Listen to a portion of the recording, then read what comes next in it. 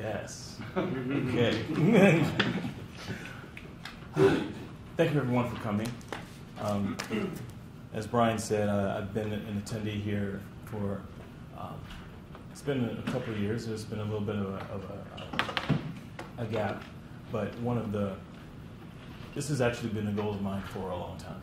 When I first came to an event here, I thought to myself, that's pretty interesting, sharing knowledge, right? I think I might be able to do that. And it's not one of those things. It was a Kaizen experience. It wasn't one of those things where you say, okay, I'm ready now, I'm ready today, I do it tomorrow, right? So look at these splits. 3 years later, I've moved from right there to right here. I really, I'm blessed and honored. I feel blessed and honored for you guys to come and share this with me. Brian Tracy is a motivational speaker. I don't know if you guys have heard of him. He's from Canada, and he says that excellence, of course, is not a destination. Right? If you think you're there, you're probably not. You've seen coaches from different sports saying, if you're not getting better, you're getting worse, right? So as professionals, as people, as team members, we're always looking to get better. If we think we're there, we're probably not, right? And so we're going to talk about those things in a lot of different contexts. We're going to talk about, from a philosophical perspective, what that means. I'm not just going to go and say, all right, here's all the pie in the sky stuff, and now go do it. No, we're going to go and we're actually going to talk about real life examples and things like that. So now, before we go any further, I'd like you guys to think about a situation that I'm sure probably has never happened to you guys, right? Imagine you're on a team that's not performing, it's storming, people aren't working together. There's blame, there's anger, there's deadlines coming up that have to be done now. You have pressure from leadership, or maybe you are the leadership that says, get it done, do it now. No one's ever had that happen before? Just me. And there are lots of different ways that you can respond to that, right? If you have the power to do it, you could exercise a budget decision or a personnel decision. You could disband the team. You could quit. Or you can find yourself, as a lot of us in IT see, as the rolling reorg. Ever heard of that? Where 2 years, you're following a different organization, and they say, well, after 2 years, that didn't work. Let's try something else. 2 years later, well, that didn't work. Let's try something else. And you get a new org chart, and you get a new reporting structure, and maybe it works, maybe it doesn't, right? I've been in organizations where you have the rolling reorg, and after 3 iterations of the rolling reorg, they literally have the exact same org structure that they did 8 years before. Never happens. Maybe it's just me. But there's a situation that I saw in the movie called Any Given Sunday. I don't know if you guys have seen it. But there's a similar situation. You got a team that's not performing. They're storming. There's blame. People get fired, et cetera, et cetera. But at the same time, you have to go out and perform. And the coach, he's a great leader. He decides, I could go out there and I could just tell the team, go out and win the game. It's a 60-minute game. Go out and win it. Maybe it would work, maybe it wouldn't. But he comes up with something that I call the perfect Kaizen solution. Those who are on the live stream, I believe that the link is included. So if you have any trouble listening through the speakers, go ahead and click that. I think it'll be very helpful. Spoiler alert, if you haven't seen the movie, there's one bit of language that I'm sure you'll understand. I don't know what to say, really. 3 minutes. Look at this battle on professional minds. All it comes down to today. Even we here, as a team, we're going to come. Inch by inch, play by play, till we're finished. We're in hell right now. Then, we can stay here, get the shit kicked out of us, or we can fight our way back into the light. We can climb out of hell. 1 inch at a time. Now, I can't do it for you. I'm too old.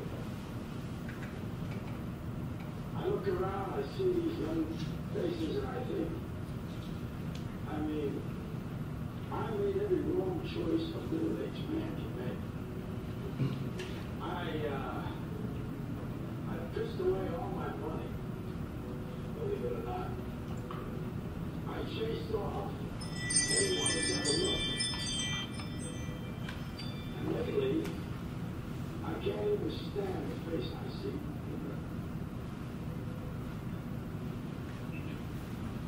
You know, when you get old in life, things get taken from you. And that's part of life.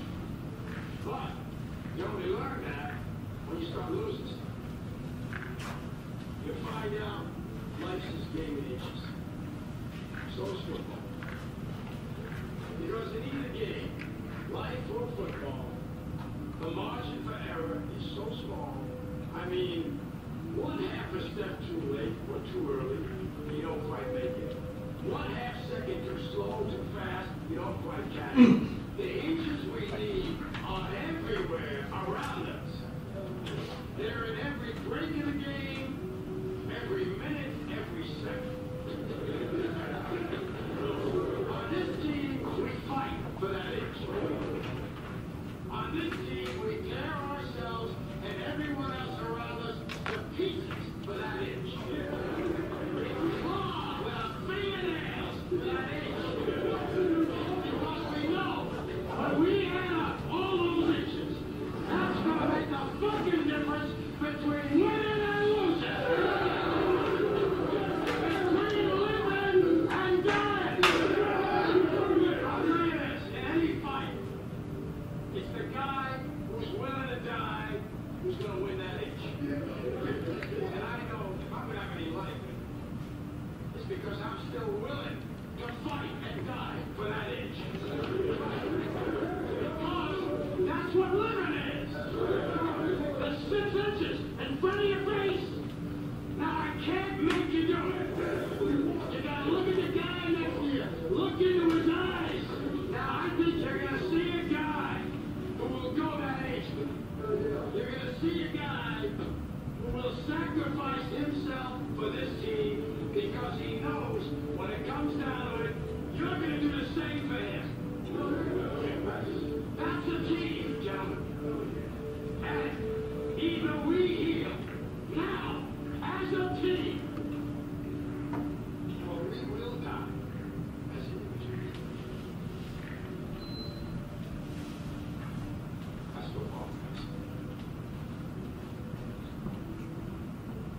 That's all it is. Now, what are you going to do?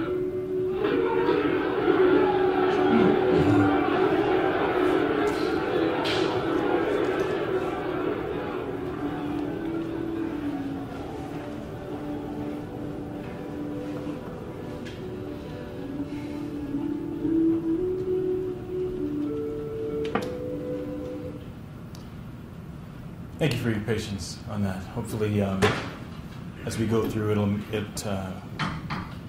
we're going to hit all of those different items: transparency, teamwork, right? All of those things. And so hopefully it'll be helpful to you. But let's get right into it, okay? What is Kaizen? Anyone speak Japanese? Kaizen it's a 2-part word, and both of them are equally important, right? It's not just change. It's not just good. It's good change. It's very, very important. Now, the origins of this as a philosophy are a little bit misleading. It's a Japanese term. You think it came that originated in Japan. It didn't. We're going to talk about that a little bit later. But the focus is that it's making change that's good, that drives towards completion, that drives towards getting things done, right? It's not just changing, it's not just nibbling around the margins, it's not just seeking and studying the good, it's actually impacting the good, right? And it has a lot of different, benefits in lots of different parts of life.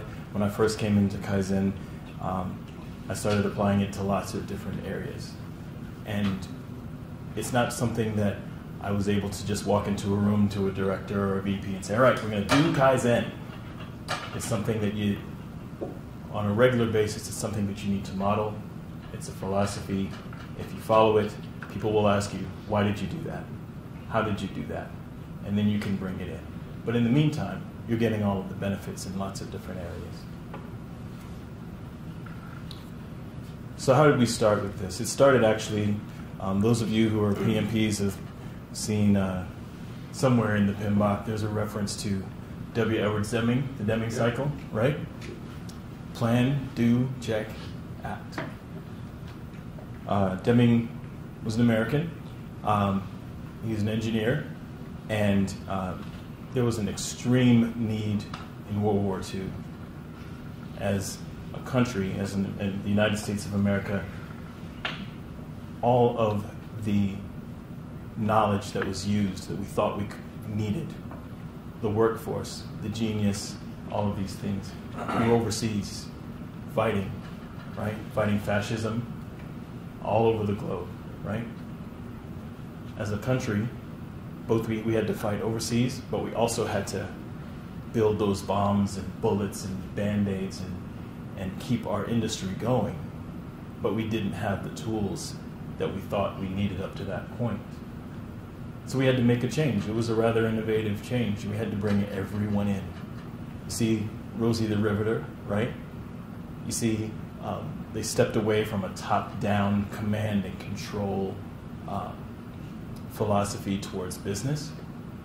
Transparency became the norm, and bringing everyone in also became the norm. And this worked. In fact, we're all sitting here as proof that it worked.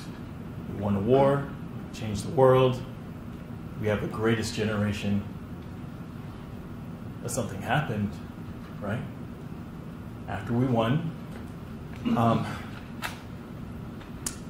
the greatest generation, God bless them, they came back home.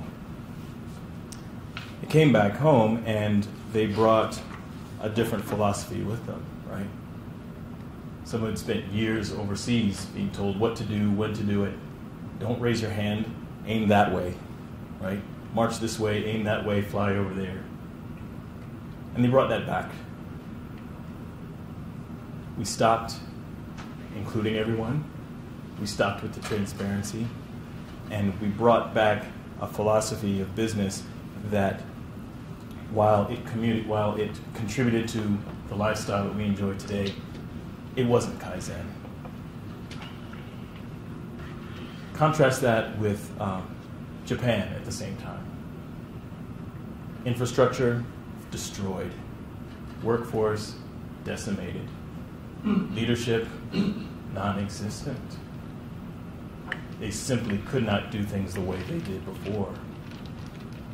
So, Deming was actually asked to lead a seminar on a completely unrelated topic, and he was asked by Japanese business leaders what his opinions were on management.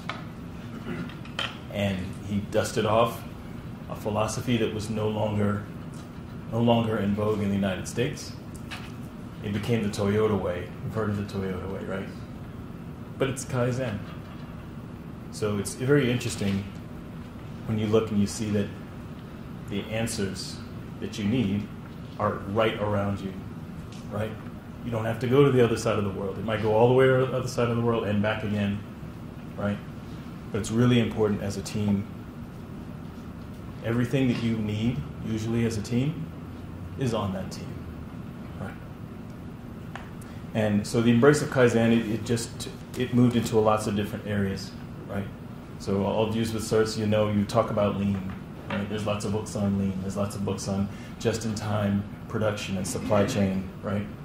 Measuring what you can do. Make sure you can do something, then measure it, then improve it, right? These are all things that we have already had, and we're bringing it back now, right? And it manifests itself in all of these Agile frameworks that we find ourselves using.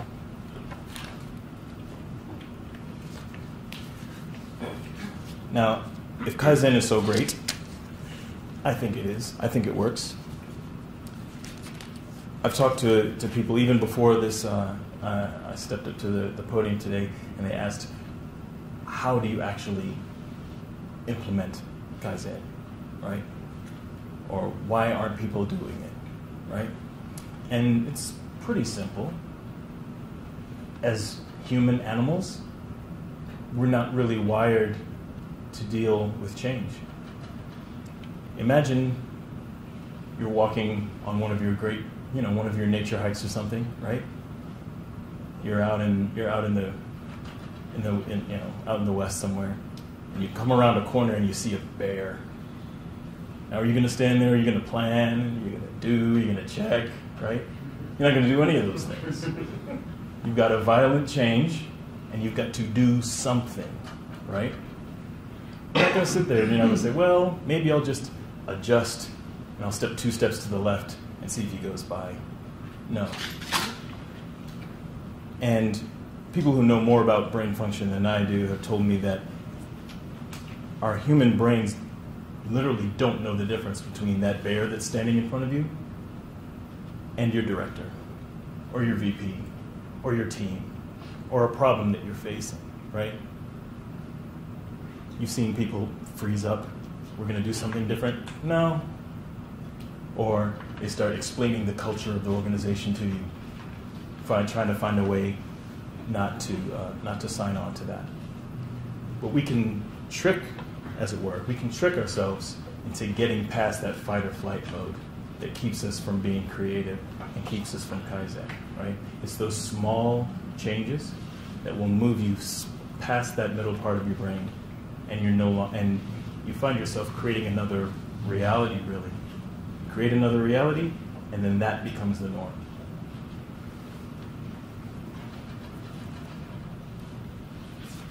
And you're going to see I'm a certified Scrum PO, have some SAFe training. Some of you might be SAFe certified, some might be Kanban certified, et cetera, et cetera. Different perspectives are going to bring varied vocabulary, right? And we don't want to get caught up in that, because the philosophy of Kaizen is going to feed the method. Imposing a method or imposing a framework is not going to bring the philosophy forward, right? So what we need to do, there are certain things that you're going to hear, certain buzzwords that you might say, or certain things that you might hear from other people, right? The Toyota way will talk about total involvement and elimination of waste and leadership and things like that. Core Deming cycle, plan, do, check. Some people would change check to study. So we're talking about analyzing a problem and not just checking a box to see if it worked or didn't. And the changes that we make, it's really important that we remember that these good changes that we make, that they're small, that they're repeatable, and that we're doing them on purpose, right? They have to be deliberate, otherwise it's luck, right? They've got to be repeatable. I was in a meeting a few months ago, and someone asked me about, well, how are we going to scale a particular process? And I looked at the person and I said, we haven't even done it once, right? So if you haven't done it once, how can you scale it, right? It's really important that the solutions that you make are repeatable, right? And it all leads up to what I call the Kaizen question. And this is the essence of good change. And you think to yourself, what is the smallest change that I can make that will actually solve the problem? You see, I've put in red two different sections, right? It's not just small changes, right? And it's not just driving to completion with large changes. It's really important. It's not necessarily the just looking to do something, right? But this Kaizen question is universally applicable. It doesn't matter what framework you use, it doesn't matter where you are in this particular organization, you can use this to solve problems.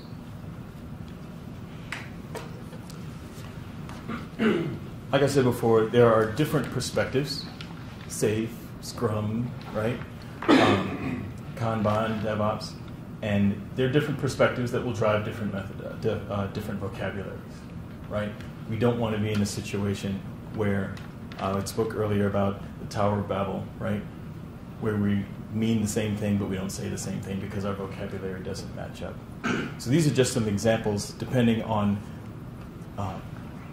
where you are in your Agile journey, things that you might hear, things that you might say, right? Scrum is seriously onto transparency. You can't do Scrum without being transparent, right?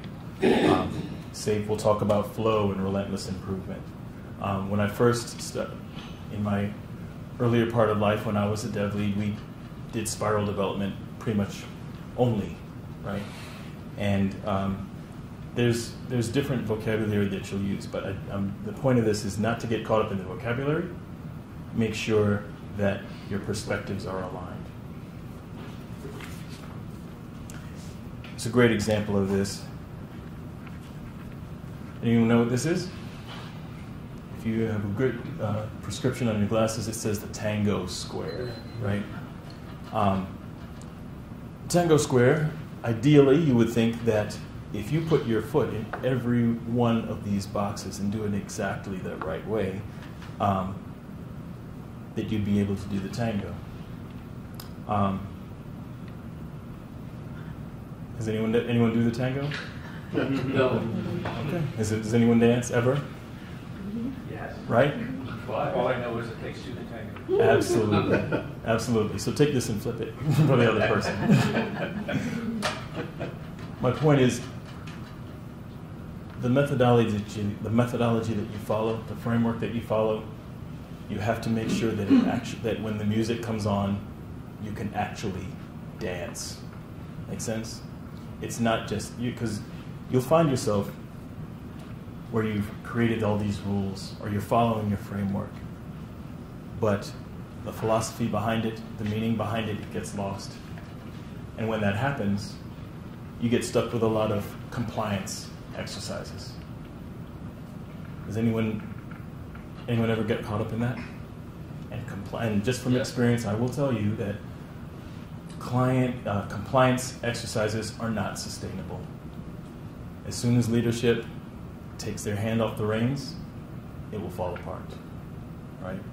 Because the compliance is not part of the team; it's external, and the accountability will not be to the team. It won't be to the goal. It'll be to the compliance action, right? I'm dating myself, but I remember watching the 9/11 hearings. Remember that? And after 9/11, there were weeks and weeks and weeks of hearings, and there was a point where an analyst said to a congressman, he said, "Look, we are facing an enemy that we don't understand. So we're going to have to change our mindset in order to do that." And the congressman leaned forward and asked what I believe was the impossible question. I thought up to that point that the impossible question would be, what happens when the irresistible force meets the immovable object? No. This congressman leaned forward and he said, can you recommend a way that we can standardize creativity throughout the entire U.S. federal government? Of course. The look on your face is exactly the look that he received, right?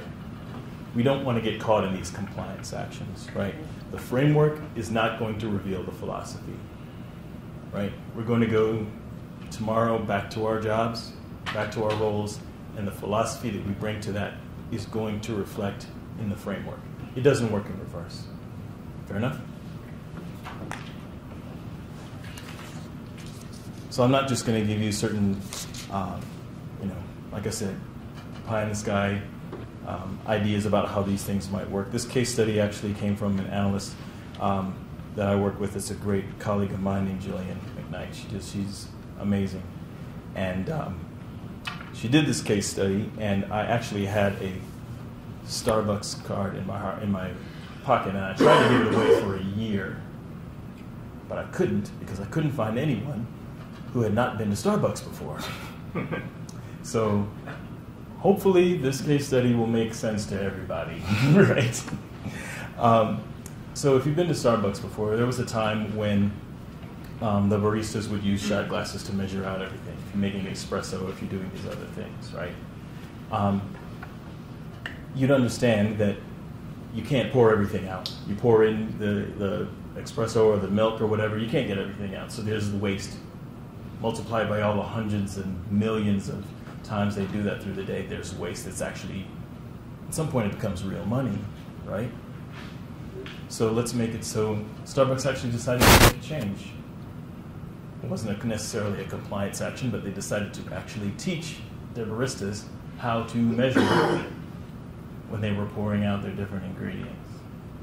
So they made one change. It wasn't a radical change, but the result was save money washing different utensils, save time because you didn't have to measure, right? And they weren't losing ingredients over and over again for hundreds of millions of transactions, right? So by changing one thing, it transforms an entire organization. Do you know what technique was it they taught them? From my experience, they actually counted 1, 2 for a certain, or 1, 2, 3, because the tops on the bottles would have a consistent flow, right? So if you count for a certain amount of time, you'll get the same amount that comes out each time, right? So you don't need to measure it and get up to that line, right? But what happens when we don't follow Kaizen? Dating myself again, I saw the Challenger explode in real time, right? Sitting in your classroom. And on further review, we actually found out that there were actual connectors in between the solid rocket boosters. They would fail, and ultimately you had a tragic failure, and the Challenger exploded, right?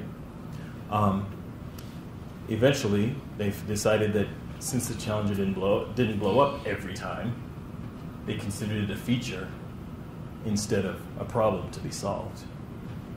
And that's something from a transparency perspective, from a traceability perspective, it actually carried over to the point where we lost not one shuttle, but 2, right? We lost the Challenger, we lost the Columbia on pretty much the same problem.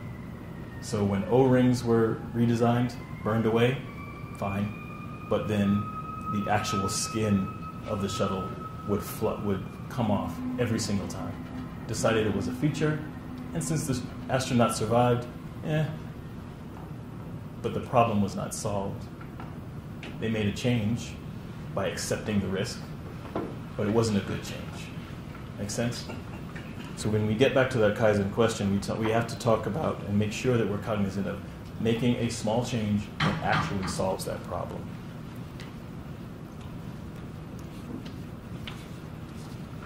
Now, I know that innovation is, I'd like to say it's a buzzword at this point, right? We talk about innovation and change, and we talk about all these different things, right?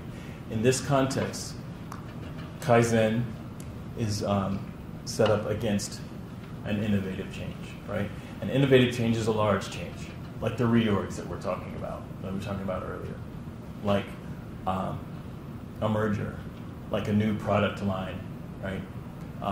Like deprecating a popular product like New Coke, right? And it works when it works. iMac, I didn't buy one, but iMac was transformative for the company Apple. If it didn't work, would Apple even exist now in its current form? Probably not. New Coke, not so much, right? Radical change. nobody liked it, and now we went to and then we actually had to roll the entire thing back, right? So if you can actually make a large change, maybe you can, but there's a lot, the risk that comes from that, it's hard to mitigate that, right? So what we in Kaizen, we're looking for problems to solve, small things, small changes, right? It's transparent, right? We're all working together, but it's not perfect. I'm a project and program manager. I'm not a project and program perfecter, right? I would tell people all the time, there's a reason why they call it managing and not being awesome, right? Because it's really about failing forward, making those changes, driving forward, and making and having a team that actually works together. So how do we actually do this? And I remember I got really excited about Kaizen, and I went to a VP and I said, "Listen, we need to implement this. It's going to be great. It's a whole new way of thinking." And all he did was say, "How can we do this right now? We'll turn it on, and it'll be great." We didn't implement Kaizen under that VP, but there's a way that you can actually do that within the Deming cycle, right? Now, I did not draw the Deming wheel, which is another way that we call it, right? We call it the Deming cycle, the wheel, but the reason that they use those circular metaphors for it is because you can jump on at any time. You can jump on during the check phase. You can jump on during an action. You can jump on while you're planning or in the middle of an action. And the best way in my experience that I've done that is by a retro. The video that we saw was actually a great example of a Kaizen retro, where you address all of the problems that you're facing. You have transparency, you have a safe place, and you bring these things together. But in order to do that, you have to ask some pretty tough questions, some targeted questions. It's not necessarily a what works well, what we do differently binary thing. That's not really going to get you there.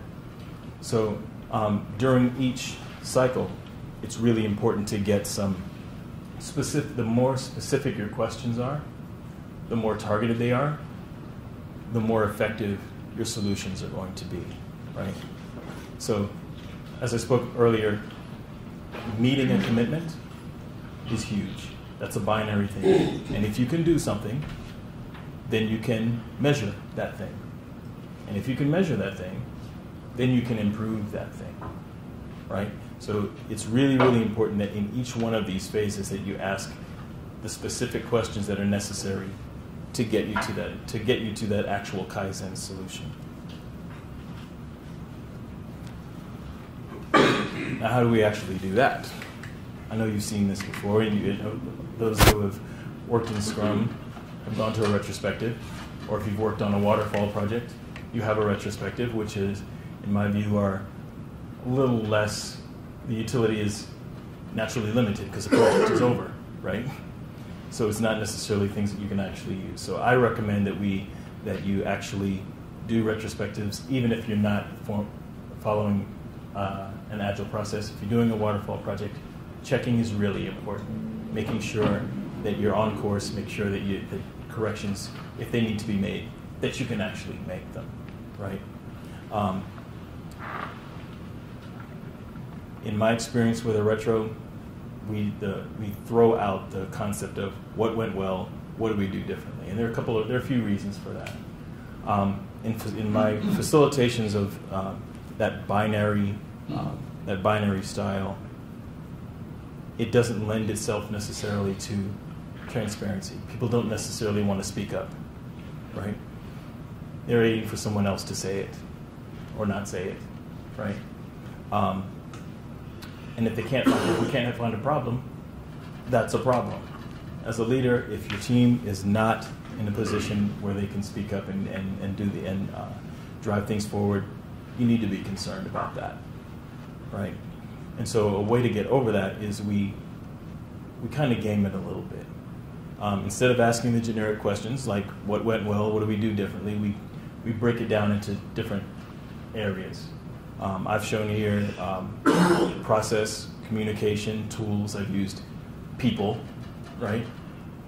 But you ask specific, you put the specific questions up there in these different areas. And you ask, instead of asking yourself 2 questions, what can we do well? What have we done well? What do we do differently? We ask 3 questions. And the 3 questions that work the best, in my experience, have been, what do we start doing? What do we keep doing? And what do we definitely stop doing? Right? Hopefully you'll be able to see there's a little bit of difference in the focus of those questions, and it actually elicits a different response. Because when we talk about what we do well, that can turn into a kudos all around, right? Everybody does great. This guy did something well. This guy did something well. This guy did something well. And you're not getting any closer to actually solving problems. What do we do differently? Well, that guy messed up, and that guy messed up, and I messed up, and it turns into a blame fest, and we don't get there either. But if you link the retro to action, that will get you much closer that will get you much closer to answering those Kaizen questions, right? So it's really important if you can talk about the things that you start doing, things that you should stop doing, things that we should keep doing, right? They lend themselves to much more positive results. But for you to go, so for in terms of, so I've done a lot of coaching. Mm-hmm. So one of the things you can do really to skip in terms of the general from like what went well, didn't go well, you can do silent writing, right? Mm-hmm. So you force them to do silent writing, right? Absolutely. Instead of just picking out, because people don't, you have to do silent writing. It's much more effective to do that. So, Yeah, and it's a lot harder, believe it or not, it's a lot harder on the facilitator to say, all right, guys, it's a very expensive meeting because everyone's in the room, we're not doing work. What went well? Okay. What do we do differently? Okay. Right? So if Kaizen is so great, why don't we actually do this? Right? Why have we not standardized creativity throughout the entire enterprise, right? Why have we not standardized it? And there are real obstacles to doing this because we're people, we're not bots yet, right? But there are real things that we have to be aware of that can keep us from actually getting to Kaizen, right? These are just a few of these that we're going to go over, and I'm going to give a few examples that will hopefully help us move forward a bit. First one. Imagine yourself, and I'm sure this has only happened to me, right? Where I've been given a great team and a project and a full budget, and leadership comes to you and says, all right, we believe in you, we've got this work, go out there and do it, full speed ahead. 3 weeks later, 6 weeks later, or 2 months later, that same person comes to you and they say something along the lines of, oh my God, what have you done with all my money? Something along those lines, right? Because leadership, let's face it, if they're not down in the weeds, if they're not part of that Kaizen team, if they're not part of the self-organizing, self-improving team, they're not going to know, right? So they're going to come and there's going to be a crisis. And I know you've seen this before when you're trying to implement Scrum somewhere and someone, your stakeholder comes and says, well, that's all well and good, but at the end of the day, I need to get things done. Anyone ever heard that before? Oh, Yes. At the end of the day, I need to get things done. And they don't see the progress the way they expect to see it. The metrics that they use are not the metrics that you use, right? And so there becomes a crisis, a rolling reorg. You bring everybody in the room and you redo everything. Panic. Oh no. The small steps that we use. As a leader, it's really important to keep the transparency, keep the team focused on these small changes, right? Those will have real impact. It's very rare that I've seen that these major course corrections that come out of a crisis bring us right back to where we need to go. Usually it's like this: major course correction, rolling reorg, things like that, right? We are human animals. Fear is part of life.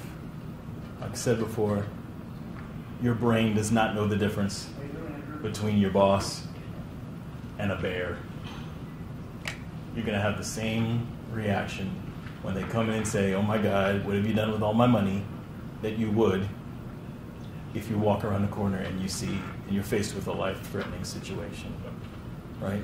And fear is a normal response to change, right? Fear, believe it or not, keeps us alive, right? You don't want to just walk over every manhole cover, right? You know, you gotta use the crosswalks, because you see what happens if you don't, right? But when fear turns to the desperation and you go back to the crisis, right? That's when you can lose a lot of momentum. It's really, really important that as a team, as a leader, as a teammate, that you focus on the things that even if something that doesn't work. Now we've talked about the concept of failing forward, right? Focusing on these positive things that drive you towards completion, those will get you through, and those will help you to change that reality, right? I actually have a next one. This is actually something that I struggle with on a regular basis, and you'll see that, and you've seen this, I'm sure, in the enterprise when you're trying to make a change, right? When you're trying to alter the status quo in a Kaizen way, you'll hear the chirping, you'll hear the mumbling, you'll hear the grumbling, and those negative thoughts have power. You might even internalize them. I'll give you an example. As I spoke about before, 3 years ago, I thought to myself, maybe I could do a talk at DCSUG. And the very first thing that came into my mind after that was, who do you think you are? What makes you think that you have something to share? These people, maybe they're more accomplished than you are. Maybe they know more than you do. They have better experience, make more money. What if you come in here and you just waste everybody's time? And it took a long time and a lot of Kaizen questions and a lot of Kaizen moments to get, like I said, from there to here. And I had to do a lot of self-talk, and I had to accept a lot of great encouragement. And it even culminated this week, because those negative voices came again. 5 weeks, I knew I was going to speak at DCSUG. Countdown, right? And then I think to myself, oh my God, who do I think I am? How am I going to do this, right? And I actually got a note from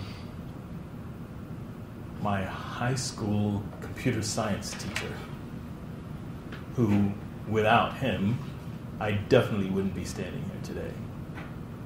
So decades later, a positive voice came, right, to counteract that negative voice. Please take that back to your teams. There's going to be negative voices. Help your team fight those negative voices, right? Encourage your team, bring them together so that they can stay aligned, right?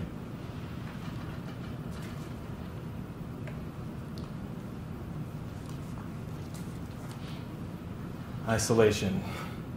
Has anyone ever been on a Scrum team and you've had someone on your team that doesn't show up to the stand-ups because they have to get things done? They can't spare. They're going to be there 8 to 10 hours a day, but they can't spare 15 minutes. It may not be the 15 minutes. It may be that these other things that we've talked about, fear, critical voices, are keeping them from engaging, right? And that's something we deal with on a regular basis. It's good to be self-reliant, But isolation is dangerous. Isolation is dangerous, and it's extremely hard to make that change. As leaders, I'd like to encourage everyone, if you see someone that's isolating themselves, right, or if you're that person that's isolating themselves, if you think that you're the person, if you find yourself the person who has to come up with all the answers, problem. It may be that you're isolating yourself, right? So it's something that, these are things that are natural that you're going to have to fight against, right? It's not something that you're going to be able to do by yourself. That's why we have teams, right? So lean on your team, and this is something that as a team you'll definitely be able to overcome.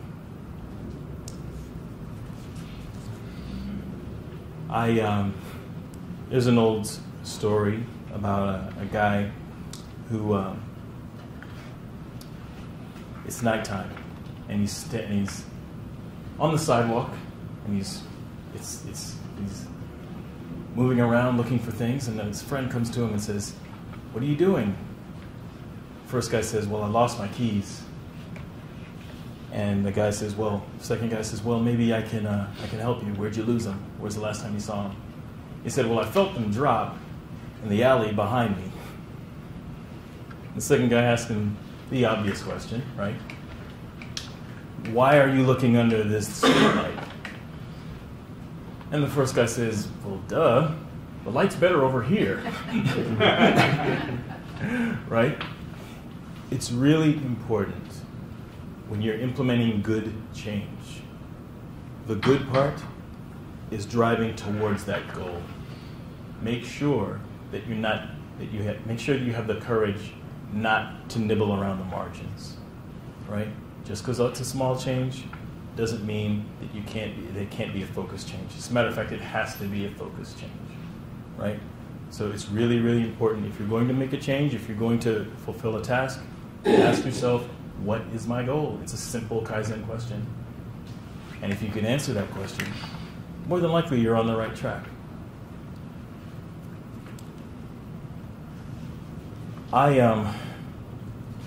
Again, I feel blessed to be here and to speak to everyone.